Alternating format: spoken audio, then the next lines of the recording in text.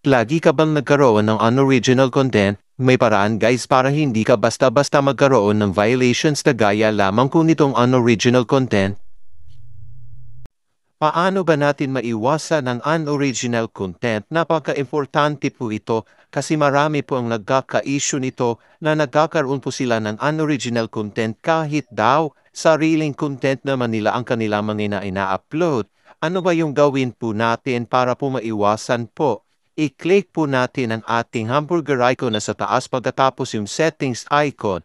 Hanapin po natin dyan sa preferences yung news feed. Pagkatapos yang reduce.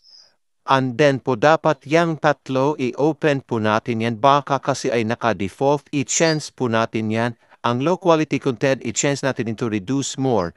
And then yung unoriginal content, i-click natin yang reduce more pa rin. Baka kasi nakaset yan into default. So kailangan. And then yung sensitive content, dapat din po ay i-set natin yan into reduce more para po maiwasan po natin ang magkaroon ng unoriginal content. Kasi alam nyo ba, kung magkakaroon tayo ng unoriginal content, mahirapan tayo i-figure out ano ba yun.